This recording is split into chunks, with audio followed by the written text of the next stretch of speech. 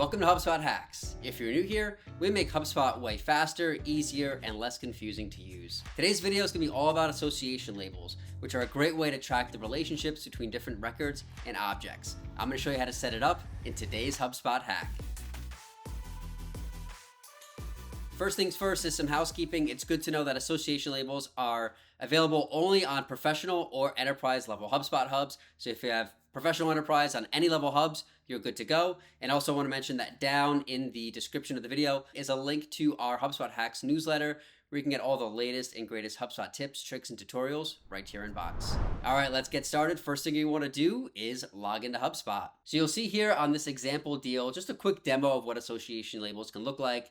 This is a couple contacts related to one deal. And with these association labels that you can see, I'm clearly able to indicate who is the billing contact, who's the decision maker, maybe who's involved in the deal from a legal standpoint. So that way everyone on my team can have quick insight into what's going on inside this deal.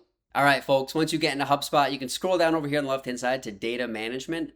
If your navigation is collapsed, you'll see this little arrow down here to expand it, and then go to data management and then data model.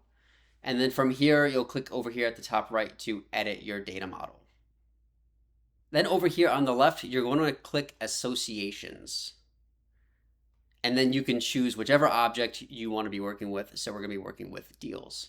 The data model builder is a great visual of how your different objects are linked to each other with your association labels. So you can see on the left-hand side, I can change the object. So right now I'm looking at contacts. I can see how they relate to other contacts, appointments, companies, which I'm going to be talking about in a little bit. But I can switch that to see how my deals are modeled to other deals, communities, companies, etc. So there's a couple different types of association labels that you can set up. The first one I'm going to show you is going to be a one-to-one association. And I'm going to do it for our deals and our contacts. So I'm going to go to my deals object. You could also do this from contacts to deals as well. But from the deals object, I'm going to go down to contacts. You can see what I already have set up here and scroll down to create an association label. So this is going to be a single label, meaning it's going to work both ways. So whether I look at this on the contact or on the deal, I'm going to see the association linked the same way. And I already had one called billing, so but I like that example, so I'm just going to call this one the billing contact. So once I'm happy with my label, I'm going to click next. The first one will be deals to contacts, and I leave that as many. That would mean that I can have many contacts attached to a deal with this label, or I can click custom and I can set it to 1 or increase that number to whatever I want. So since it's a billing contact on a deal, I'm going to set the limit to that being 1.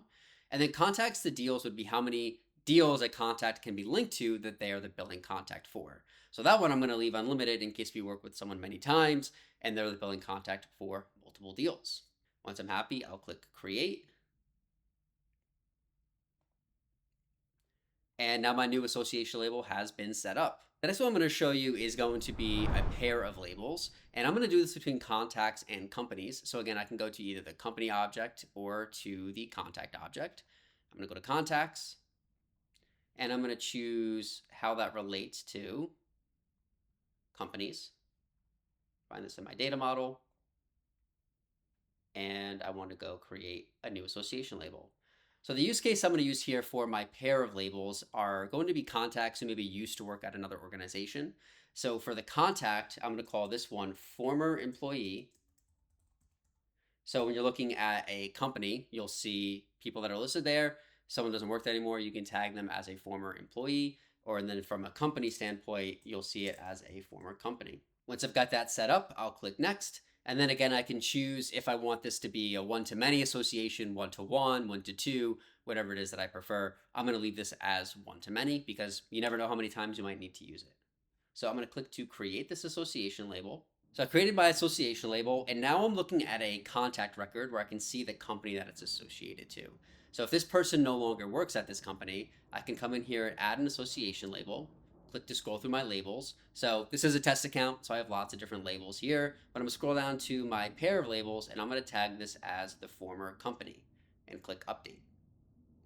And when you look at it from the company record, you can see on this contact level here that this is a former employee. So if I go back to this contact record, what this allows us some flexibility to do is contacts of companies are a one-to-many association. So I can actually add in another company So I choose company 2 LLC. And then you can see this will be set as the new primary. And when I save it, I can see multiple companies on this contact record, the new one being the primary and the old one being the former company that they used to work at. All right, folks, that does it for our video on association labels and using the data model builder. We hope you like it. Remember to like and subscribe, and happy HubSpotting.